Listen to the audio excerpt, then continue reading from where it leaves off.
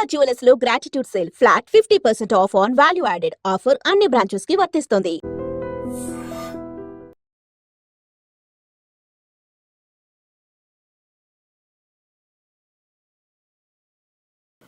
ముఖ్యమంత్రికి విశ్వాసంగా ఉండాలంటే బీసీల మాట మాట్లాడితే విశ్వాసంగా ఉంటాడా? పార్టీ తీసుకున్న లైనే అది. పార్టీ తీసుకున్నటువంటి లైన్ నువ్వు ఆల్రెడీ చెడగొట్టి పెట్టినావు. ఇక్కడ తెలీదా అధిష్టానానికి? తెలిసింది కాబట్టి రీసర్వేకి ఆదేశించింది, తెలిసింది కాబట్టి దాని మీద ఒక కమిటీ వేసింది. మీరన్న అవకతవకలు ఇవన్నీ సెట్ అయిపోతాయంటారా దాంతో? రీసర్వే కావచ్చు, కమిటీ కావచ్చు, వీటన్నిటితో కావు. ఏం జరగాలి? బీసీల ప్రభుత్వం రావాలి.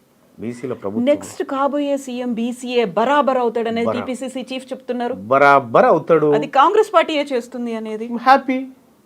ఇప్పుడున్న రేవంత్ రెడ్డి గారిని ఇక చాలయా, నీ పర్ఫార్మెన్స్ బాగాలేదు, ప్రజల్లో వ్యతిరేకత వచ్చింది, మేము బీసీ ముఖ్యమంత్రిని పెడతామంటే ఇంకా హ్యాపీ కదా. కాకుండా మళ్ళీ ఇంకో కండిషన్, 5 ఏళ్ల పాటు రేవంత్ రెడ్డి సీఎం ఉంటాడు, నెక్స్ట్ బీసీఏ అవుతాడు, అది కాంగ్రెస్ పార్టీయే చేస్తుంది అనే మాట. అంటే ఇప్పుడు ఒక యుద్ధానికి పోయేటప్పుడు నువ్వు ఓడిపోతాను, ఎవరైనా యుద్ధానికి పోతారా? గెలుస్తామనే పోతాం. సహజంగా పార్టీలు ప్రతిసారి మేము ఎన్నికల్లో గెలవబోతున్నామనే చెప్తాయి, కానీ గెలవరు.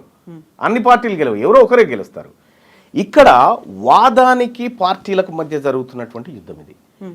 ఇటీవల కాలంలో జరిగినటువంటి ఎమ్మెల్సీ ఎన్నికలు కానీ, ఇటీవల కాలంలో జరుగుతున్నటువంటి పరిణామాల నేపథ్యంలో ఇవాళ 5 స్థానాలను కాంగ్రెస్ పార్టీ, 4 స్థానాలు, 1 బీఆర్ఎస్ పార్టీ భర్తీ చేసుకుంటే 3 బీసీలకు ఇవ్వాల్సిన అనివార్యత ఏర్పడ్డది, 1 ఎస్సీ ఎస్టీలకు ఇవ్వాల్సినటువంటి అనివార్యత ఏర్పడ్డది.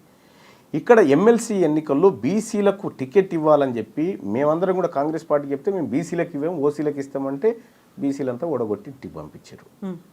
సో ఇవాళ ప్రభుత్వం రాష్ట్రంలో మారుతున్న పరిణామాలకు అనుగుణంగా ప్రభుత్వం పార్టీల విధానాలు కూడా మారుతూ ఉన్నాయి. అనివార్యమనే పరిస్థితి. అనివార్యంగానే లేకపోతే ఇప్పుడు ఈ బీసీ వాదము, ఈ ఉద్యమాలు ఇవన్నీ లేకపోతే వీళ్ళకెందుకు ఇస్తారండి? అవి తీసుకుపోవడానికి వేరే వాళ్ళు ఉంటుండే. కానీ ఇలా తప్పనిసరి పరిస్థితుల్లో ఈ వర్గాలకు ఇవ్వాల్సినటువంటి అనివార్యతను ఈ రాష్ట్రంలో క్రియేట్ చేయగలిగినాం. అంటే సాటిస్ఫాక్షన్ ఎక్కడికి లేదు. ఇప్పుడు మండల్లో 40 మంది ఎమ్మెల్సీలు ఉన్నారు. 40 మందిలో 29 మంది అప్పర్ కాస్ట్, 29 మంది, ఒక 9 మంది ఏమో బీసీలు ఉన్నారు, ఒకరు ఎస్సీ, ఒకరు ఎస్టీ ఉంది. ఇప్పుడు 29 మందిలోంచి ఒక 3 బీసీలు వచ్చినారు, 2 ఎస్సీ ఎస్టీ వచ్చినారు. అంటే కొంత కోటా భర్తీ అవుతా ఉంది. ఒక్క ఎమ్మెల్సీలే 16 మంది ఉన్నారు. వాళ్ళు ఉండాలి, వాళ్ళకు వాస్తవానికి రావాల్సింది ఒకటే ఎమ్మెల్సీ రావాలి, వాళ్ళు 16 ఉన్నాయి. ఇక్కడ ఇంకొక లాజిక్ ఏంటంటే, మీరు చెప్పినట్టుగా రిజర్వేషన్ల కోసం పోరాటం జరిగింది, లేకుంటే ఉద్యోగ అవకాశాల కోసం పోరాటం జరిగింది. రాజకీయంగా నేను ఎమ్మెల్యే అవ్వాలి, నేను ఎంపీ అవ్వాలి, ఎమ్మెల్సీ అవ్వాలి అనేటువంటి ఆ ఉత్సాహం అనేది ఇన్నర్గా మనకు కూడా రావాల్సినటువంటి అవసరం ఉంది. అలాంటి నాయకులని డెవలప్ చేసుకోగలిగాయా కుల సంఘాలు? జరిగినటువంటి పోరాటాలు అది కదా మిస్ అయింది ఇంతకాలం.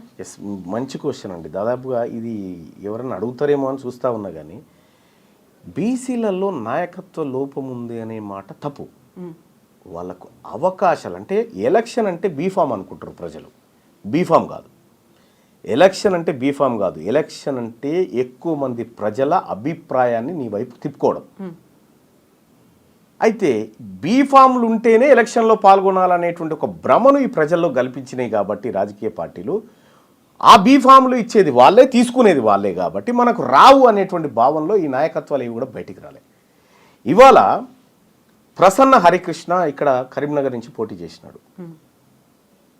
ఈ పార్టీలు బీఫామ్ ఇయ్యలే, కానీ 60,000 ఓట్లు సంపాదించగలిగినాడు. నేను ఇండిపెండెంట్ క్యాండిడేట్గా వరంగల్, నల్గొండ, ఖమ్మం పట్టభద్రుల ఎమ్మెల్సీ ఎన్నికల్లో పోటీ చేసినప్పుడు బీఫామ్లు తీసుకున్న వాళ్ళ పేర్లు ఫస్ట్ వరుసలో ఉంటాయి, పైన 1, 2, 3 అట్లా సీరియల్లో వస్తుంది. 73 మంది పోటీ చేస్తే నాది 39వ సీరియల్ నెంబర్. ఇంత పెద్దగా ఉంటుంది బ్యాలెట్ పేపర్. వెతుక్కోవాలి, అందులో వెతుక్కొని వచ్చి మరీ 1,00,000 ఓట్లు వేసిపోయినారు నాకు జనం. అంటే నేను ప్రజా అభిప్రాయాన్ని గెలుచుకోగలుగుతా ఉన్నా, బీఫామ్లను కాదు. అంటే అన్నిసార్లు బీఫామ్లు పనిచేయి, ప్రజలు మేల్కున్నారంటే బీఫామ్ల పని అయిపోతుంది. మీరు ఇప్పుడు చెప్పిన దీన్ని బట్టి తద్వారా ఇక్కడ కంక్లూజన్ చేస్తా, బీసీ నాయకత్వం లేక కాదు, బీసీలలో అనేక మంది నాయకులు ఉన్నారు. ఆపర్చునిటీస్ కోసం ఎదురు చూసి ఊకున్న నాయకులు ఉన్నారు. ఇవాళ వాళ్ళందరినీ మళ్ళీ తెరపైకి తీసుకొస్తా ఉన్నాం. అట్లా మేము బీసీ నాయకత్వాన్ని డెవలప్ చేస్తా ఉన్నాం. ఆపర్చునిటీస్ దొరకలేదు, ఇండిపెండెంట్గా పోటీ చేయొచ్చు కదా, వాళ్ళంతట వాళ్ళకి అవేర్నెస్ ఉంది అంటే మీరు చెప్పినట్టుగా బీఫామ్ కాదు గెలుపొందడం అనుకున్నప్పుడు బీఫామ్ పార్టీలో ఇవ్వాలని ఏముంది, మీరు కంటెస్ట్ చేశారు. ఇప్పుడు మీరు చెప్పినటువంటి ఎగ్జాంపుల్ గతంకి ఇప్పటికీ ఒక తేడా చూడండి. నల్గొండలో పిల్లి రామరాజు యాదవ్ ఒక బీసీ, ఆయన పోటీ చేయాలంటే ఆ పార్టీలు టికెట్ ఇవ్వలే, పోయి అక్కడ కంటెస్ట్ చేసినాడు, 25,000 ఓట్లు సంపాదించినాడు. అక్కడ సూర్యాపేటలో ఒట్టి జానయ్య యాదవ్ ఉన్నాడు, ఈ పార్టీలో ఆయన బహిష్కరిస్తే ఆయన పోయి అక్కడ కంటెస్ట్ చేసి 20,000 ఓట్లు సంపాదించినాడు. అక్కడ నీలం మధు ఉన్నాడు, ఆయనకు టికెట్ తిరస్కరిస్తే ఆయన పోయి పోటీ చేస్తే 40,000 ఓట్లు సంపాదించినాడు. వీళ్ళంతా ఎవరు కంటెస్ట్ చేస్తున్న వాళ్ళే కదా. ఇట్లా కొన్ని వందల మంది ఉన్నారు. అయితే ఇక్కడ ఇంకొకటి ఏంటంటే ఇండిపెండెంట్ క్యాండిడేట్లని పార్టీలే కావాలని అక్కడ పెడతాయి అనేది, ఓట్లు చీలడానికో వ్యతిరేక ఓట్లు మా వైపు రావడానికనో ఆ కాన్సెప్ట్ అనే దాంతోనే ఇలాంటి క్యాండిడేట్లు ఉన్నారు.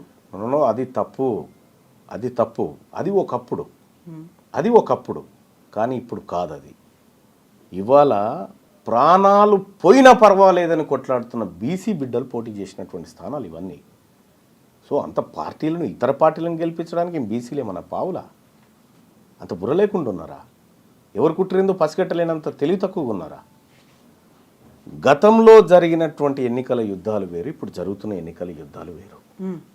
ఇప్పుడు ఒరిజినల్గా రాజ్యంలో పార్టిసిపేట్ చేయడం కోసం జరుగుతున్నటువంటి యుద్ధంలో బీసీలు భాగస్వాములై కొట్లాడుతూ ఉన్నారు. ఇప్పుడు ఇదే లాజిక్ని బట్టి చూసుకుంటే తీన్మార్ మల్లన్న కూడా 2023లో ఎమ్మెల్సీగా కాంగ్రెస్ పార్టీ తరఫున గెలిచే ముందు 3 సార్లు కంటెస్ట్ చేశారు ఇండిపెండెంట్ క్యాండిడేట్గా. సో అక్కడ ఇండిపెండెంట్ క్యాండిడేట్ అయ్యి ఎంత పోరాటం చేసినప్పటికీ, ఓట్లు సాధించుకోగలిగినప్పటికీ మీరు గెలవలేదు. కాంగ్రెస్ పార్టీకి వచ్చిన తర్వాత మాత్రమే, ఒక ఎమ్మెల్సీ అభ్యర్థిగా మీరు నిలబడ్డ తర్వాత మాత్రమే గెలవగలిగారు. సో ఈ లాజిక్ని ఎట్లా చూడాలి దీన్ని? నల్గొండ ఖమ్మం పట్టభద్రుల ఎమ్మెల్సీ ఎన్నికల్లో తీన్మార్ మల్లన్నను గెలిపియలే కాంగ్రెస్ పార్టీ బీఫామ్, మల్లన్ననే కాంగ్రెస్ పార్టీని గెలిపించింది. అక్కడ నేను ఇండిపెండెంట్గా పోటీ చేస్తే ఇంతకంటే రెట్టింపు ఓట్లు వచ్చేటి నాకు. మరి ఎందుకు కాంగ్రెస్ పార్టీ అప్పుడు? అంటే ఈ కాస్ట్ సెన్సస్ చేస్తా అని రాహుల్ గాంధీ గారు ఏదైతే మాట చెప్పారో, కాస్ట్ సెన్సస్ చేసి 42% రిజర్వేషన్ ఈ వర్గాలకు ఇస్తా అనేటువంటి రాహుల్ గాంధీ గారి ఆలోచన గెలవాలనుకున్నా కాబట్టి ఆ పార్టీ కోసం వర్క్ చేసిన. రాహుల్ గాంధీని అప్రోచ్ అయ్యారా, కలిసారా? కులగణనకు సంబంధించి జరిగిన అవకతవకలు, తప్పుడు లెక్కలు ఇచ్చాం. ఏమన్నారు? అందుకే కదా మళ్ళీ సర్వేకి ఆదేశించింది. పర్సనల్గా మీకు వచ్చినటువంటి అష్యూరెన్స్ కావచ్చు, ఏం మాట్లాడారు అనేది. మీరు చెప్తున్నట్టుగా కాంగ్రెస్కి సంబంధించి బైలాస్ ఉన్నాయి. రాహుల్ గాంధీ ఏదైతే మాట చెప్పారో దాన్ని ఇక్కడ రేవంత్ సర్కార్ పట్టించుకోవట్లేదు, స్వయంగా సీఎం రేవంత్ రెడ్డే మాట తప్పారు అని మీరు అంటున్నప్పుడు తీసుకోవాల్సినటువంటి చర్యలు అనేవి ఉంటాయి. అది సరిపోతుందా రీసర్వే అనేది? మళ్ళీ మీకు నమ్మకం ఉందా? అంటే విషయం ఏంటంటే ఇది సరిపోదు అనే విషయాన్ని కూడా మళ్ళీ పంపించాం. మళ్ళీ దీన్ని దేనికోసం వాడుతున్నాను అనేటువంటి విషయాన్ని కూడా పంపించడం జరిగింది. అందుకోసమే ఈ ప్రభుత్వాన్ని నమ్మకుండా ఏకంగా రాహుల్ గాంధీ గారి ఒక సపరేట్ కమిటీ నియమించిన దీని మీద, దీన్ని అబ్జర్వ్ చేయడానికి. వాళ్ళ పని వాళ్ళు చేస్తూ ఉన్నారు. ఇక్కడ ఒక విషయం ఏంటంటే రాహుల్ గాంధీ గారు దేశవ్యాప్తంగా కులగణన అంటూ ఉన్నాడు, పార్లమెంట్లో బీసీల ఇస్సా గురించి మాట్లాడుతూ ఉన్నాడు, వాళ్ళ వాటా రావాలంటూ ఉన్నాడు. ఆయన మాట్లాడిన ప్రతిసారి ఈ తెలంగాణలో కాంగ్రెస్ పార్టీ ప్రభుత్వం ఏర్పడి డిసెంబర్ 7, 2023 ఆ రోజు నుంచి డిసెంబర్ 20 ఇప్పుడు ఫిబ్రవరి వరకు రాహుల్ గాంధీ గారు అక్కడ బీసీల గురించి మాట్లాడితే ఇక్కడ లోకల్ పేపర్లో వార్త రాదు. దాని మీద రీసెర్చ్ చేసినాం మేము. రీసెర్చ్ చేసి 18 పేజీల రిపోర్ట్ తయారు చేసినాం. అంటే ఏ రోజు రాహుల్ గాంధీ గారు ఢిల్లీలో ఈ అంశం గురించి మాట్లాడాడు, ఇక్కడ తెలంగాణ రాష్ట్రంలో కాంగ్రెస్ పార్టీ ప్రభుత్వం యాడ్స్ తీసుకుంటున్నటువంటి పత్రికలు, మీడియా రాహుల్ గాంధీ గారి వార్తను ఎందుకు కవర్ చేయట్లేదు అనేటువంటి కోణంలో దీన్ని యాంగిల్లోకి తీసుకపోతే ఇక్కడ బీసీ అనేటువంటి టాపిక్ను ఈ పత్రికలు దాచిపెట్టడానికి ఇక్కడ ఉన్నటువంటి ప్రభుత్వం అడగాలి కదా.